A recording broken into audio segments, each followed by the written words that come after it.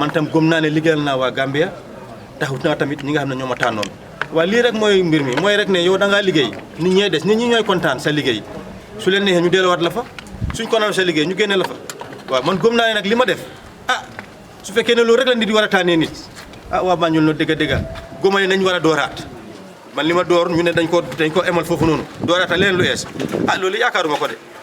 Honorable, briefly in English language, can you tell us why you intend to apply for a re-election? Well, I believe that I was elected in 2017 to serve the constituency of Banjul North and Gambia in general. In fact, National Assembly member are supposed to serve Gambia. You are elected on a constituency basis, but to serve the Gambia. But you have an obligation to the constituency that election. So, and I believe that I have delivered to the best of my ability. At the level of the National Assembly, as National Assembly members, we are legislators, we are lawmakers.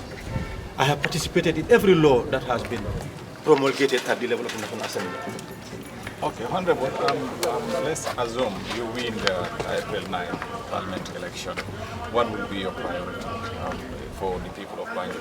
The priority is to continue what I've started doing already, which is, well, making laws, participating in laws, positive laws, progressive laws for the people of the Gambia, ensuring that there is effective oversight, and I have performed effectively as an oversight at the level of the committees and at the level of plenary.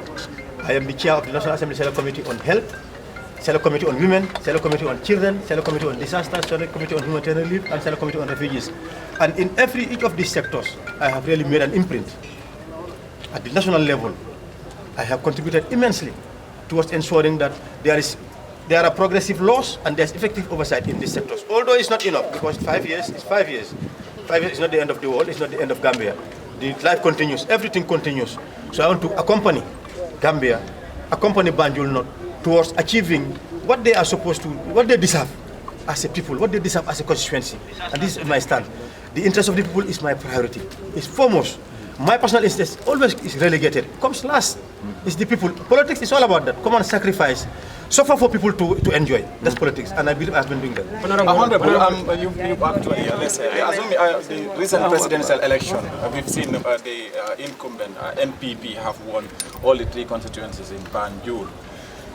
How optimistic are you that you're going to be re-elected come this April 9? Well, it's very interesting. 2 things. Presidential elections and National Assembly elections are different. Presidential elections, there are various factors that inform choices. National Assembly also equally.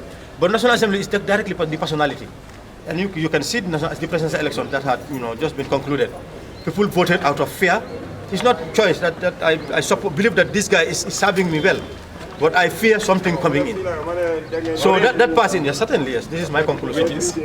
Well, generally, I mean, some people voted on the basis of, fearing something coming in. Rather than that thing come, let me prevent that thing, but bring this thing. The devil you know is better than the devil you don't know. This has been, generally one of the characteristics of the last election in terms of voting.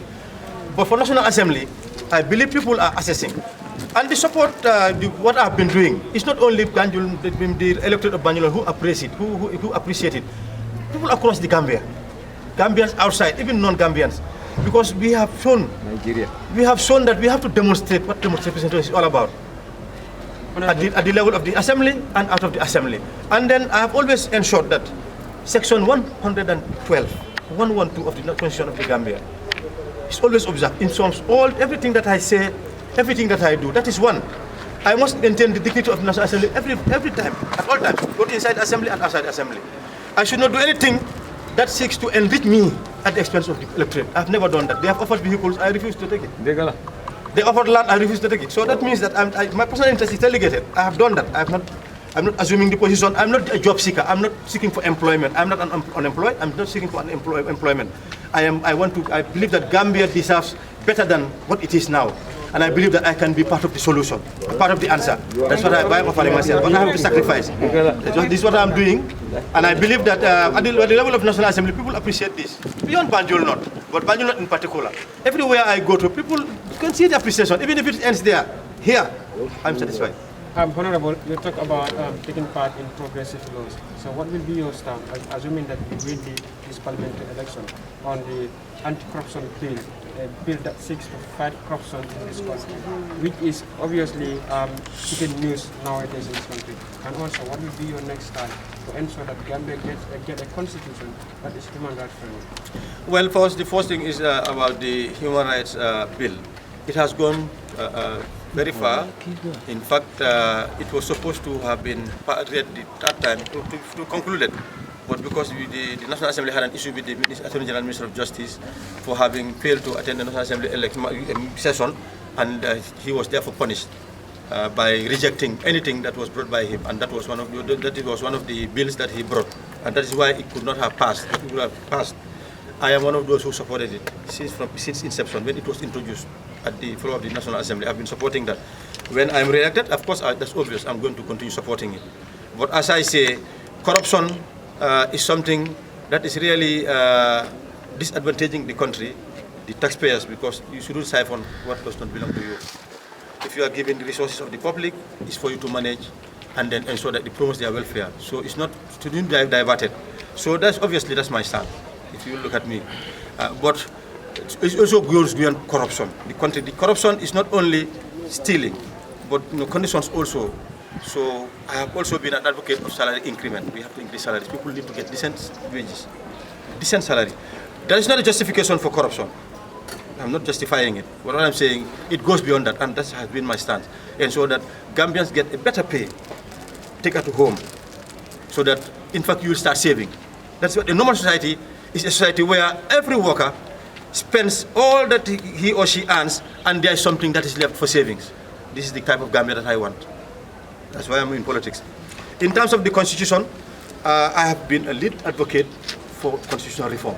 I have been part of the coalition that brought about the change that brought about President Adama Barrow in 2017. I was the coordinator of the coalition campaign team for both Banjul and Kanifing municipality. So I have been playing a principal role, a key role. And one of the promises, the reason why we came together, because the parties are not the same.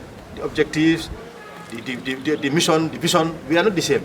But we came together to a self-perpetuating role, to ensure that Gambians are empowered. They own the country. They must feel that they own the country. What they own must benefit them. The resources that are taken from them through tax must come back to them. We have not been getting this. So I said, let's come together and then ensure that there is the end to a self-perpetuating rule, and then people are empowered. We have a transition of 3 years. After that, then parties can come, present themselves, and allow Gambians to elect them. And then one of the things that we really wanted was reform, to institute reforms. Because the coalition cannot implement the program of my party, DOI. It is only DOI that can implement that program. But there are things that we can do together, and we agreed that reforms, and one of the reforms is to have a new constitution. And the constitution was not even to have to reinvent the wheel, have a new one. We could have made do with what we have, the present constitution, by just amending it, taking the bad things that we are injected into it, remove them, bring good ones, learn from best practice elsewhere. Any law that is working elsewhere and is serving other countries, we bring it and integrate it into our new constitution. This is all what we were talking about. So I have been a lead when it came before the floor of the Assembly. I was even conversing with National Assembly members, pleading with them to let it pass the second stage so that we will discuss. And then, of course, I had issues with the constitution. There are some provisions that I don't support. But this we can do when we sit together. But it has to pass the second stage. But this is where I failed. We could not get the threshold. The majority voted for it. But there is a number that is required for it to pass, and that's the threshold. We could not get it. So obviously, in fact, during the adjournment debate, the last adjournment debate that we had, it was part of what I said, that I am urging civil society, I'm urging Gambians, I'm urging the executive. The president promised that he's going to bring it back. I'm urging everybody. That is the target. Let everybody come and ensure that we have a new constitution. And I'll be one of those who are leading. I'll be a leading proponent in ensuring that a new constitution comes into being in the Gambia. Thank you so much. You're welcome. Thank you. You're welcome. Thank you very much.